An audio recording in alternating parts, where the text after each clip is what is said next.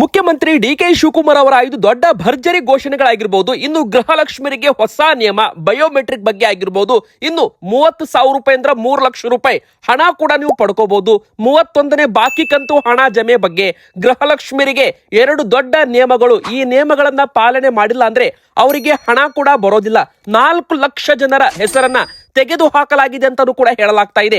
ಗೃಹಲಕ್ಷ್ಮಿಯರಿಗಂತೂ important update ಬಂದಿದೆ. ಇನ್ನೊಂದು ಕಡೆಗೆ ರೇಷನ್ ಕಾರ್ಡ್ ಇದ್ದವರಿಗೆ ನಿಮ್ಮ ಹತ್ರ BPL ಕಾರ್ಡ್ ಇರಲಿ, AY ಕಾರ್ಡ್ ಇರಲಿ, ನಿಮಗೂ ಕೂಡ ಭರ್ಜರಿ ಸಿಹಿ ಸುದ್ದಿ ರಾಜ್ಯ ಸರ್ಕಾರದಿಂದ. ಅನ್ನಭಾಗ್ಯ ಫಲಾನುಭವಿಗಳಿಗೂ ಕೂಡ ಗುಡ್ ನ್ಯೂಸ್ ಬಂದಿರೋದ್ರಿಂದ ವಿಡಿಯೋನ ಪೂರ್ತಿಯಾಗಿ ನೋಡಿ.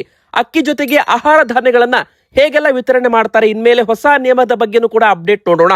ಇನ್ನು ವೀಕ್ಷಕರೇ, ಶಾಲಾ ಮಕ್ಕಳಿಗೆ ಅಂದ್ರೆ ಶಾಲೆ ಕಾಲೇಜ್ ವಿದ್ಯಾರ್ಥಿಗಳಿಗೆ ಬಸ್ ಪಾಸ್ ಯೋಜನೆ ಅಂದ್ರೆ ಸ್ಟೂಡೆಂಟ್ ಪಾಸ್ ಅಪ್ಲಿಕೇಶನ್ ಬಿಡುಗಡೆ ಆಗ್ತಾ ಇದೆ. ಹಾಗಾದ್ರೆ ಯಾವೆಲ್ಲ ದಾಖಲೆಗಳು ಕೊಟ್ಟು ವಿದ್ಯಾರ್ಥಿಗಳು ಬಸ್ ಪಾಸ್ ಪಡ್ಕೋಬಹುದು, ಹೇಗೆಲ್ಲ ಪಡ್ಕೋಬಹುದು? ಇನ್ನು ಶಕ್ತಿ ಸ್ಮಾರ್ಟ್ ಕಾರ್ಡು ಮಹಿಳೆಯರಿಗೂ ಕೂಡ ಕೊಡಲಾಗುತ್ತೆ. ಆದ್ರೆ ಹೇಗೆಲ್ಲ ವಿತರಣೆ ಮಾಡ್ತಾರೆ? ಇನ್ನು ಪುರುಷರಿಗೂ ಕೂಡ ಫ್ರೀ ಸ್ಮಾರ್ಟ್ ಕಾರ್ಡ್ ಕೊಡ್ತಾರ? ಇದ್ರ ಬಗ್ಗೆನೂ ಕೂಡ ದೊಡ್ಡ ಬ್ರೇಕಿಂಗ್ ನ್ಯೂಸ್ ಬಂದಿದೆ. ಇನ್ನು ಗ್ಯಾಸ್ ಸಿಲಿಂಡರ್ ಬಳಕೆ ಮಾಡೋರಿಗೂ ಕೂಡ 4 ದೊಡ್ಡ ನಿಯಮಗಳು. ಈ ತಪ್ಪು ಮಾಡಿದ್ರೆ ಗ್ಯಾಸ್ ಸಿಲಿಂಡರ್ ವಿತರಣೆ ಬಂದ್ ಆಗಬಹುದು ವೀಕ್ಷಕರೇ. ಹೀಗಾಗಿ ಪ್ರತಿಯೊಬ್ರು ಕೂಡ ಗ್ಯಾಸ್ ಬಳಕೆ ಮಾಡೋರಿಗೆ ಇನ್ನು ಕೆಲವೇ ದಿನಗಳಲ್ಲಿ ಕೆಲಸ ನೀವು ಮಾಡಿ ಮುಗಿಸಬೇಕು. ಇಲ್ಲವಾದಲ್ಲಿ ಗ್ಯಾಸ್ ಸಿಲಿಂಡರ್ ಇದ್ದವರಿಗೆ ದೊಡ್ಡ ಶಾಕ್. ಹೊಸ ನಿಯಮ ಕೇಂದ್ರ ಮೋದಿ ಸರ್ಕಾರದಿಂದ ಅಂತ ಹೇಳ್ತಾ, ಇನ್ನು ಕೊನೆಯದಾಗಿ ನಮ್ಮ ಕರ್ನಾಟಕದಲ್ಲಿ ಯಾವೆಲ್ಲ ಜಿಲ್ಲೆಗಳಲ್ಲಿ ಭಾರಿ ಮಳೆ ಆಗಲಿದೆ ಅಂದ್ರೆ ಈ ಕೆಲವು ಜಿಲ್ಲೆಗಳಿಗೆ ರೆಡ್ ಅಲರ್ಟ್ ಕೊಡಲಾಗಿದೆ. ಕರಾವಳಿ ಭಾಗದಲ್ಲಿ ಉಡುಪಿ, ದಕ್ಷಿಣ ಕನ್ನಡ, ಉತ್ತರ ಕನ್ನಡ ಹಾಗೂ ಮಂಗಳೂರು, ಚಿಕ್ಕಮಗಳೂರು ಈ ಭಾಗದಲ್ಲಿ ರೆಡ್ ಅಲರ್ಟ್ ಅಂದ್ರೆ ಭಾರಿ ಮಳೆ ಆಗಲಿದೆ. ಇನ್ನು ಉತ್ತರ ಕರ್ನಾಟಕ ಮತ್ತು ದಕ್ಷಿಣ ಕರ್ನಾಟಕ ಒಳ ಭಾಗದಲ್ಲಿ ಸಾಧಾರಣ ಮಳೆ ಆಗಲಿದೆ ಅಂತಾನೂ ಕೂಡ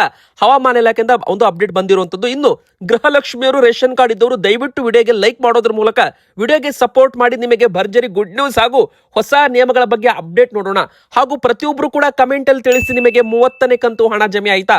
ಎದಕ್ಕಂದ್ರೆ ಈಗ 31ನೇ ಕಂತು ಹಣ ಬರ್ಬೇಕಂದ್ರೆ ಹೊಸ ರೂಲ್ಸ್ ಗಳನ್ನ ಈಗ ಜಾರಿಗೆ ತರಲಾಗ್ತಾ ಇದೆ. ಅಂದ್ರೆ ಭಾರಿ ಒಂದು ಬದಲಾವಣೆ ಅಂತಾನೂ ಕೂಡ ಇಲ್ಲಿ ಹೇಳ್ಬಹುದು. ಇನ್ ಮುಂದೆ ಇಂತಹ ಮಹಿಳೆಯರಿಗೆ ಸಿಗಲ್ಲ ಹಣ. 4 ಲಕ್ಷ ಜನರ ಹೆಸರನ್ನ ತೆಗೆದು ಹಾಕಿರಬಹುದು ಅಂತಾನೂ ಕೂಡ ಹೇಳಲಾಗ್ತಾ ಇದೆ. ಅಂದ್ರೆ ನೋಡಿ, ಗೃಹಲಕ್ಷ್ಮಿ ಯೋಜನೆ ಕೂಡ ದುರ್ಬಳಕೆ ಕೆಲವು ಜನರು ಮಾಡಿಕೊಂಡಿದ್ದಾರೆ. ಯಾರದ್ದೋ ಮೊಬೈಲ್ ನಂಬರು, ಯಾರದ್ದೋ ಹೆಸರಿನಲ್ಲಿ ಯೋಜನೆ ಈ ತರ ಆಗಿರೋದಕ್ಕೆ ಅಕ್ರಮ ನಡೆದಿದೆ ಅಂತಾನೂ ಕೂಡ ಹೇಳಬಹುದು. ಇನ್ನೊಂದು ಕಡೆಗೆ ನೋಡಿ, ಈಗ ಬಯೋಮೆಟ್ರಿಕ್ ಅನ್ನ ಲಾಂಚ್ ಮಾಡಲಾಗ್ತಾ ಇದೆ. ಅಂದ್ರೆ ಈ ಒಂದು ಗೃಹಲಕ್ಷ್ಮಿ ಯೋಜನೆ ದುರುಪಯೋಗವನ್ನ ಸಂಪೂರ್ಣವಾಗಿ ತಡೆಗಟ್ಟಲು ಮಹಿಳಾ ಮತ್ತು ಮಕ್ಕಳ ಅಭಿವೃದ್ಧಿ ಇಲಾಖೆ ಹೊಸ ಮಾರ್ಗಸೂಚಿ ಸಿದ್ಧಪಡಿಸಿದ್ದು, ಈ ನಿಯಮದ ಪ್ರಕಾರ ಪ್ರತಿ ಗೃಹಲಕ್ಷ್ಮಿಯವರು ಕೂಡ ತಮ್ಮ ಹೆಬ್ಬಟ್ಟಿನ ಗುರುತು ಅಂದ್ರೆ ತಮ್ಮ ಒಂದು ಬೆರಳಚ್ಚು ಮತ್ತು ಕಣ್ಣುಗಳ ಸ್ಕ್ಯಾನಿಂಗ್ ಅಥವಾ ಮುಖದ ಗುರುತನ್ನ ನೀಡಿ ತಮ್ಮ ಜೀವಂತಿಕೆ ಹಾಗೂ ಅರ್ಹತೆಯನ್ನ ಸಾಬೀತುಪಡಿಸಬೇಕಾಗುತ್ತೆ. ಅಂದ್ರೆ ಇದು ಮರು ನೋಂದಣಿ ಅಂತಾನೂ ಕೂಡ ಇಲ್ಲಿ ಹೇಳ್ಬಹುದು. ಆದ್ರೆ ನೀವು ಏನು ದಾಖಲೆಗಳನ್ನ ಕೊಟ್ಟು ಯೋಜನೆಗೆ ಮರು ನೋಂದಣಿ ಮಾಡಿಸ್ಕೊಳ್ಬೇಕು ನೋಡಿ. ಮತ್ತೆ ನೀವು ಎಲ್ಲಿ ಅರ್ಜಿ ಹಾಕಬೇಕಾಗುತ್ತೆ? ಬೆಂಗಳೂರು 1 ಕೇಂದ್ರ ಅಥವಾ ಕರ್ನಾಟಕ 1 ಕೇಂದ್ರ, ಗ್ರಾಮ 1 ಕೇಂದ್ರ, ಬಾಪೂಜಿ ಸೇವಾ ಕೇಂದ್ರ, ಸಾಮಾನ್ಯ ಸೇವಾ ಕೇಂದ್ರಗಳಲ್ಲಿ ನೀವು ಆರಾಮವಾಗಿ ಒಂದು ಸೇವೆ ಲಭ್ಯ ಇರೋದ್ರಿಂದ ಆರಾಮವಾಗಿ ಮಾಡಿಸಬಹುದು. ಪ್ರತಿಯೊಬ್ಬ ಮಹಿಳೆಯರು ತಮ್ಮ ಆಧಾರ್ ಕಾರ್ಡ್ ಜೊತೆಗೆ ತಮ್ಮ ಒಂದು ರೇಷನ್ ಕಾರ್ಡ್ ಕೂಡ ತಗೊಂಡು ಹೋದ್ರೆ ತುಂಬಾ ಒಳ್ಳೆಯದು ಅಂತ ಹೇಳಲಾಗ್ತಾ ಇದೆ. ಇಷ್ಟು ಮಾತ್ರವಲ್ಲದೆ ನೋಡಿ, ನಿಮ್ಮ ಒಂದು ಆಧಾರ್ ಕಾರ್ಡ್ಗೆ ಲಿಂಕ್ ಇದ್ದ ಮೊಬೈಲ್ ಸಂಖ್ಯೆ ಏನಿರುತ್ತೆ ನೋಡಿ, ಮೊಬೈಲ್ ನಂಬರು, ಅದಕ್ಕೆ ಒಂದು OTP ಕೂಡ ಬರಬಹುದು. ಅಂದ್ರೆ ನಿಮ್ಮ ಈ ಒಂದು ಗೃಹಲಕ್ಷ್ಮಿ ಯೋಜನೆಗೆ ಈ KYC ಕೂಡ ಮಾಡಬಹುದು ಅಂತ ಇಲ್ಲಿ ಹೇಳಲಾಗ್ತಾ ಇದೆ. ಇದಕ್ಕೋಸ್ಕರ ಅಂತಾನೆ ಒಂದು ಹೊಸ ಆಪ್ ಕೂಡ ಅಭಿವೃದ್ಧಿ ಮಾಡಲಾಗುತ್ತೆ ಅಂತ ಇಲ್ಲಿ ಹೇಳಲಾಗ್ತಾ ಇದೆ. ಹೀಗಾಗಿ ಬಯೋಮೆಟ್ರಿಕ್ ಕೊಡಲು ಎಲ್ಲರೂ ಕೂಡ ಸಿದ್ಧರಾಗಿರ್ಬೇಕಾಗುತ್ತೆ. ಮುಂದಿನ ದಿನಗಳಲ್ಲಿ ಗೃಹಲಕ್ಷ್ಮಿಯರಿಗೆ ಮುಂದಿನ ತಿಂಗಳಿನಿಂದಲೇ ಈ ಒಂದು KYC ಅಥವಾ ಬಯೋಮೆಟ್ರಿಕ್ ಕೊಡುವ ಹೊಸ ನಿಯಮ ಜಾರಿಗೆ ಬರಲಿದೆ. ಯಾರು ಬಯೋಮೆಟ್ರಿಕ್ ಕೊಡೋದಿಲ್ಲ ಅವರಿಗೆ ಹಣ ಬರೋದಿಲ್ಲ. ಹಾಗಾದ್ರೆ ಈ ಬಯೋಮೆಟ್ರಿಕ್ ಕೊಡೋದಕ್ಕೆ 100-200 ರೂಪಾಯಿ ಕೊಡಬೇಡಿ, ಕೇವಲ 5 ರೂಪಾಯಿ ಮಾತ್ರ ಅಂತಾನೂ ಕೂಡ ಒಂದು ಅಪ್ಡೇಟ್ ಇಲ್ಲಿ ಸಿಕ್ಕಿರುವಂತದ್ದು. ಅಂದ್ರೆ ಮುಂದಿನ ತಿಂಗಳಿನಿಂದ ಜಾರಿಗೆ ಬಂದ್ರೆ ನೀವು ಈ ಒಂದು ಕೇಂದ್ರಗಳಲ್ಲಿ ಕೇವಲ ಬಯೋಮೆಟ್ರಿಕ್ಗೆ 5 ರೂಪಾಯಿ ಶುಲ್ಕ ಕೊಟ್ಟು ನೀವು ಆರಾಮವಾಗಿ ಇದನ್ನ ಅಪ್ಡೇಟ್ ಅನ್ನ ಮಾಡಿಸ್ಕೋಬಹುದು.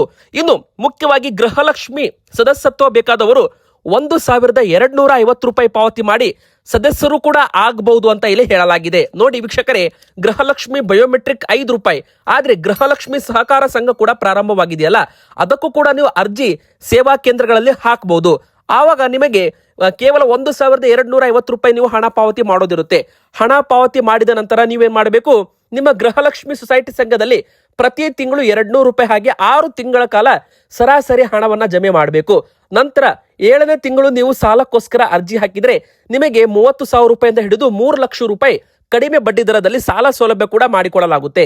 ಇನ್ನು ಕೊನೆಯದಾಗಿ 30ನೇ ಕಂತಿನವರೆಗೂ ಎಲ್ಲರಿಗೂ ಕೂಡ ಹಣ ಜಮೆ ಆಗಿರಬಹುದು. ಇಲ್ಲಿವರೆಗೂ ಒಟ್ಟು 60,000 ರೂಪಾಯಿ ಹಣವನ್ನ ಜಮೆ ಮಾಡಲಾಗಿದೆ. ಆದ್ರೆ 31ನೇ ಕಂತು ಹಣ ಈಗ ಬರುತ್ತಾ ಅಥವಾ KYC ಆದ ನಂತರ ಬರುತ್ತಾ, ಇದು ಇನ್ನೂ ಕೂಡ ಅಧಿಕೃತ ಅಪ್ಡೇಟ್ ಬರೋದು ಬಾಕಿ ಇದೆ ವೀಕ್ಷಕರೇ. ಸದ್ಯಕ್ಕೆ ನಿಮಗೆ 30ನೇ ಕಂತಿನವರೆಗೂ ಹಣ ಬಂದಿದ್ರೆ 31ನೇ ಕಂತು ಹಣ ಕೂಡ ಇನ್ನು ಕೆಲವೇ ದಿನಗಳಲ್ಲಿ ಜಮೆ ಆಗುವ ನಿರೀಕ್ಷೆ ಇದೆ.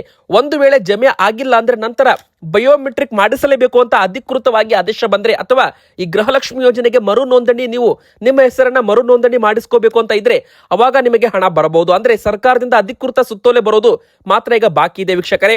ಆದ್ರೆ ನೋಡಿ, ಕೇವಲ ಗೃಹಲಕ್ಷ್ಮಿ ಮಾತ್ರ ಅಲ್ಲ, ಗೃಹ ಜ್ಯೋತಿ ಯೋಜನೆ ಕೂಡ ಅಕ್ರಮವಾಗಿ ಜನರು ದುರ್ಬಳಕೆ ಮಾಡ್ಕೊಂಡಿದ್ದಾರೆ. ಅಂದ್ರೆ ಬೇರೆ ರಾಜ್ಯದವರು ಕೂಡ ಬಾಡಿಗೆ ಮನೆಯಲ್ಲಿ ವಾಸವಿದ್ದವರು ಕೂಡ ಈ ಒಂದು ಗೃಹ ಜ್ಯೋತಿ ಮೂಲಕ 200 ಯೂನಿಟ್ ಉಚಿತ ವಿದ್ಯುತ್ ಪಡ್ಕೋತಾ ಇದ್ದಾರೆ ಪ್ರತಿ ತಿಂಗಳು. ಇದು ಕೂಡ ಸರ್ಕಾರಕ್ಕೆ ಹೊರೆ ಅಲ್ವಾ? ಇನ್ನೊಂದು ಕಡೆಗೆ ಯಾರದ್ದೋ ಮೀಟರ್, ಅಂದ್ರೆ ನೋಡಿ, ಒಬ್ಬರೇ ಒಂದು ಹೆಸರಲ್ಲಿ 6-7 ಮೀಟರ್ಗಳಿದ್ದಾವಂತೆ. ಅಂದ್ರೆ ಅಲ್ಲೂ ಕೂಡ ಅಕ್ರಮವಾಗ್ತಾ ಇದೆ. ಇನ್ನು ಕೆಲವು ಜನರಂತೂ ತಮ್ಮ ಒಂದು ಮನೆಗೆ ಬಳಸೋ ಒಂದು ಗೃಹ ಜ್ಯೋತಿ ಯೋಜನೆ ಕಮರ್ಷಿಯಲ್ ಆಗಿ ಅಂಗಡಿಗಳಿಗೆ ಬಳಕೆ ಮಾಡಿದ್ದಾರೆ. ಅಂದ್ರೆ ಗೃಹ ಜ್ಯೋತಿಯನ್ನ ಕಮರ್ಷಿಯಲ್ ಆಗಿ ಯೂಸ್ ಮಾಡಿ 200 ಯೂನಿಟ್ ಉಚಿತ ವಿದ್ಯುತ್ ಪಡ್ಕೊಂಡಿದ್ದಾರೆ. ಇದು ಕೂಡ ಅಕ್ರಮವಾಗಿದೆ. ಇದರಲ್ಲೂ ಕೂಡ ಮೊಬೈಲ್ ನಂಬರ್ ಯಾರದ್ದೇ ಇದೆ, ಹೆಸರು ಬೇರೆ ಯಾವುದೋ ಇದೆ, ಮೀಟರ್ ಹೆಸರೇ ಬೇರೆ ಇದೆ. ಇದರಲ್ಲೂ ಕೂಡ ಸ್ವಲ್ಪ ಅಕ್ರಮ ನಡೆದಿದೆ. ಹೀಗಾಗಿ ಸರ್ಕಾರ ಗೃಹಲಕ್ಷ್ಮಿ ಯೋಜನೆ, ಗೃಹ ಜ್ಯೋತಿ ಯೋಜನೆ ಪರಿಷ್ಕರಣೆ ಮಾಡಲು ಮುಂದಾಗ್ತಾ ಇರುವಂತದ್ದು. ಇನ್ನೊಂದು ಕಡೆಗೆ ರೇಷನ್ ಕಾರ್ಡ್ ಇದ್ದವರಿಗೆ ಆಗಿರ್ಬೋದು, BPL ಕಾರ್ಡ್ ಇದ್ದವರಿಗೆ, AY ಕಾರ್ಡ್ ಇದ್ದವರು ಕೂಡ ಗುಡ್ ನ್ಯೂಸ್ ಇದೆ. ಅದು ಏನಂತ ನೋಡೋಕ್ಕಿಂತ ಮುಂಚೆ ನೋಡಿ, ಈಗ ಬಸ್ ಪಾಸ್ ಯೋಜನೆ ಅಂದ್ರೆ ಸ್ಟೂಡೆಂಟ್ ಪಾಸ್ ಯೋಜನೆ ಅಧಿಕೃತವಾಗಿ ಜಾರಿಗೆ ತರಲಾಗ್ತಾ ಇದೆ. ಯೋಜನೆ ಘೋಷಣೆ ಮಾಡಿ ಕೇವಲ 6 ದಿನಗಳಾಗಿದೆ. ಅದರ ನಡುವೆ ಈ ಒಂದು ಯೋಜನೆಗೆ ಅಧಿಕೃತವಾಗಿ ಸರ್ಕಾರದಿಂದ ಈಗಾಗಲೇ ಒಂದು ಅಪ್ಡೇಟ್ ಸಿಕ್ಕಿರುವಂತದ್ದು. ಅದೇನಪ್ಪಾ ಅಂದ್ರೆ Aadhaar card, college ID 2 photo ಕೊಟ್ಟು ನೀವು ಸ್ಟೂಡೆಂಟ್ ಪಾಸ್ ಅಪ್ಲಿಕೇಶನ್ ಅಲ್ಲಿ ಎಂಟ್ರಿ ಮಾಡಿಸಬೇಕಾಗುತ್ತೆ. ಅಂದ್ರೆ ನಮ್ಮ ರಾಜ್ಯದಂತ ಕೇವಲ ಮಹಿಳೆಯರಿಗೆ ಮಾತ್ರ ಅಲ್ಲ, ಇನ್ಮುಂದೆ ಶಾಲೆ, ಕಾಲೇಜು, ಡಿಗ್ರಿ ಎಲ್ಲಾ ವಿದ್ಯಾರ್ಥಿಗಳಿಗೆ, ಅಂದ್ರೆ ಗಂಡು ಮಕ್ಕಳ ವಿದ್ಯಾರ್ಥಿಗಳಿಗೂ ಕೂಡ ಉಚಿತ ಬಸ್ ಯೋಜನೆ ಈಗಾಗಲೇ ಮುಖ್ಯಮಂತ್ರಿ DK ಶಿವಕುಮಾರ್ ಅವರು ತಮ್ಮ ಮೊದಲ ದಿನವೇ ಘೋಷಣೆಯನ್ನ ಮಾಡಿದ್ರು. ಅರ್ಜಿಗೆ ನೀವು ವಿದ್ಯಾಸಂಸ್ಥೆ ಮುಖ್ಯಸ್ಥರ ಸೀಲ್ ಮತ್ತು ಸಹಿ ಪಡ್ಕೋಬೇಕು. ವಿದ್ಯಾರ್ಥಿ ಮೊಬೈಲ್ ನಂಬರ್ಗೆ ಮೆಸೇಜ್ ಬರುತ್ತೆ. ಉಚಿತ ಬಸ್ ಪಾಸ್ಗೆ ಅರ್ಜಿ ಸಲ್ಲಿಕೆ ಇನ್ನು ಕೆಲವೇ ದಿನಗಳಲ್ಲಿ ಆರಂಭವಾಗಲಿದೆ. ಸೈಬರ್ ಸೆಂಟರ್, ಬೆಂಗಳೂರು 1 ಸೇವಾ ಸಿಂಧು ಪೋರ್ಟಲ್ ಅಲ್ಲೂ ಕೂಡ ನೀವು ಈ ಒಂದು ಯೋಜನೆಗೆ ಅರ್ಜಿ ಹಾಕಬಹುದು. ಮೊಬೈಲ್ ನಲ್ಲಿ ಅರ್ಜಿ ಹಾಕೋದಕ್ಕೆ ಅವಕಾಶ ಮಾಡಿಕೊಡಲಾಗ್ತಾ ಇದೆ.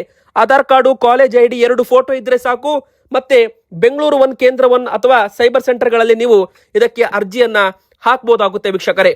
ಇನ್ನು ಮಹಿಳೆಯರಿಗೆ ಉಚಿತವಾಗಿ ಸ್ಮಾರ್ಟ್ ಕಾರ್ಡ್ ವಿತರಣೆ ಕೂಡ ಮಾಡ್ತೀವಿ ಅಂತ ಸಾರಿಗೆ ಸಚಿವರು ಭೈರತಿ ಸುರೇಶ್ ಅವರು ಒಂದು ಹೇಳಿಕೆಯನ್ನ ಕೊಟ್ಟಿದ್ದಾರೆ. ಹೌದು, ಇನ್ನು ಕೆಲವೇ ದಿನಗಳಲ್ಲಿ ಆಧಾರ್ ಕಾರ್ಡ್ಗೆ ಅಧಿಕೃತವಾಗಿ ಬ್ರೇಕ್ ಬೀಳುತ್ತೆ. ಅಂದ್ರೆ ಬಸ್ ನಲ್ಲಿ ಪ್ರಯಾಣಿಸುವಾಗ ಆಧಾರ್ ಕಾರ್ಡ್ ತೋರಿಸಿದ್ರೆ ಈಗ ಉಚಿತವಾಗಿ ಟಿಕೆಟ್ ಕೊಡ್ತಾರಲ್ಲ, ಮುಂದಿನ ಬರೋ ದಿನ ಪ್ರತಿಯೊಬ್ರು ಕೂಡ ಈ ಶಕ್ತಿ ಸ್ಮಾರ್ಟ್ ಕಾರ್ಡ್ ಅನ್ನ ಹೊಂದಿರಬೇಕು.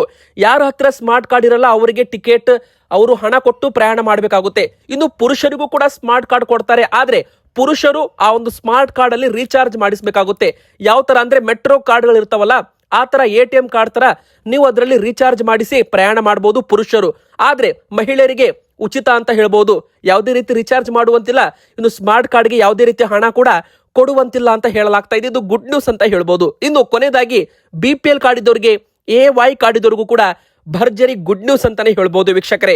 ರಾಜ್ಯ ಸರ್ಕಾರದಿಂದ ಯಾರೆಲ್ಲ ಮೇ ತಿಂಗಳಲ್ಲಿ ಪಡಿತರ ಪಡೆದುಕೊಂಡಿಲ್ಲ ಅವರಿಗೆ ಜೂನ್ ತಿಂಗಳಲ್ಲಿ 1 ಬಾರಿ ಬಯೋಮೆಟ್ರಿಕ್ ಕೊಟ್ಟು ಅವರು ತಮ್ಮ ಒಂದು ಪಡಿತರವನ್ನ ಪಡೆದುಕೊಳ್ಳುವಂತೆ ಈಗಾಗಲೇ ಒಂದು ಸೂಚನೆ ಕೊಡಲಾಗಿದೆ ಅಂತೆ. ಆಹಾರ ಇಲಾಖೆ ಮೇ ಮತ್ತು ಜೂನ್ ತಿಂಗಳ ಪಡಿತರ ಬಿಡುಗಡೆ ಮಾಡಿದ್ದು 1 ಬಾರಿ ಬಯೋಮೆಟ್ರಿಕ್ ನೀಡಿ ಪಡಿತರ ಪಡೆಯಲು ಗ್ರಾಹಕರಿಗೆ ಅವಕಾಶ ನೀಡಿದೆ ಅಂತಾನೂ ಕೂಡ ಇಲ್ಲಿ ಹೇಳ್ಬಹುದು. ಅಂದ್ರೆ ಸರ್ವರ್ ಸಮಸ್ಯೆಯಿಂದಾಗಿ ಯಾರೆಲ್ಲ ಪಡಿತರ ಪಡೆದುಕೊಂಡಿಲ್ಲ ಅವರು ಈ ಜೂನ್ ತಿಂಗಳಲ್ಲಿ ಪೂರ್ಣ ಪ್ರಮಾಣದಲ್ಲಿ ಪಡಿತರ ವಿತರಣೆ ಪಡ್ಕೋಬೇಕು ಅಂತ ಹೇಳಲಾಗ್ತಾ ಇದೆ. ಈಗಾಗಲೇ 5ನೇ ತಾರೀಕಿನಿಂದ ಬೆಳಿಗ್ಗೆ 6ರಿಂದ ರಾತ್ರಿ 10 ಗಂಟೆವರೆಗೂ ವಿತರಣೆ ಮಾಡಲು ತೀರ್ಮಾನ ಮಾಡಲಾಗಿದೆ. 2 ಬಾರಿ ಬದಲು 1 ಬಾರಿ ಬಯೋಮೆಟ್ರಿಕ್ ಕೊಟ್ರೆ ಸಾಕು ಅಂತಾನೂ ಕೂಡ ಈಗ ಹೇಳಲಾಗ್ತಾ ಇದೆ. ಸದ್ಯಕ್ಕೆ ಹೇಳ್ಬೇಕಂದ್ರೆ ನೋಡಿ, ನಮ್ಮ ಕರ್ನಾಟಕ ಸರ್ಕಾರದಿಂದ 5 kg ಅಕ್ಕಿ, ಆದ್ರೆ ಕೇಂದ್ರ ಸರ್ಕಾರ ಅಕ್ಕಿ ಮತ್ತು ರಾಗಿಯನ್ನ ವಿತರಣೆ ಮಾಡುವಂತೆ ಸೂಚನೆ ಕೊಟ್ಟಿದೆ. ಅಂದ್ರೆ 2 kg ಅಕ್ಕಿ, 3 kg ರಾಗಿಯನ್ನ ವಿತರಣೆ ಮಾಡಬೇಕು. ಆದ್ರೆ ಹೋದ ತಿಂಗಳು ಕೆಲವರಿಗೆ 4 kg ಅಕ್ಕಿ, 6 kg ರಾಗಿಯನ್ನ ವಿತರಣೆ ಮಾಡಿರಬಹುದು. ಅಂದ್ರೆ ಅವರಿಗೆ 2 ತಿಂಗಳದ್ದು ಪಡಿತರ, ಅಂದ್ರೆ ಮೇ ಮತ್ತು ಜೂನ್ ತಿಂಗಳದ್ದು ಕೆಲವರಿಗೆ ಮೇ ತಿಂಗಳಲ್ಲಿ ವಿತರಣೆ ಮಾಡಿದ್ದಾರೆ. ಆದ್ರೆ ಇನ್ನು ಕೆಲವರಿಗೆ ಜೂನ್ ತಿಂಗಳಲ್ಲಿ ಮೇ ಮತ್ತು ಜೂನ್ ಈ 2 ತಿಂಗಳದ್ದು ಪಡಿತರನ ವಿತರಣೆ ಮಾಡ್ತಾರೆ ಅಂತ ಹೇಳ್ತಾ ಇದ್ದಾರೆ. ಇನ್ನೊಂದು ಕಡೆಗೆ ನಮ್ಮ ಕರ್ನಾಟಕ ಸರ್ಕಾರದ ಪಾಲಿನ ಆಹಾರ ಧಾನ್ಯಗಳು ಇನ್ನೂ ಕೂಡ ಕೆಲವರಿಗೆ ವಿತರಣೆ ಮಾಡಿಲ್ಲಲ್ಲ, ಅವರಿಗೂ ಕೂಡ ಈ ಒಂದು ಜೂನ್ ತಿಂಗಳಲ್ಲಿ ಹೋದ ತಿಂಗಳದ್ದು ಬಾಕಿ ಪಡಿತರ ಕೂಡ ವಿತರಣೆ ಮಾಡಲಾಗುತ್ತೆ.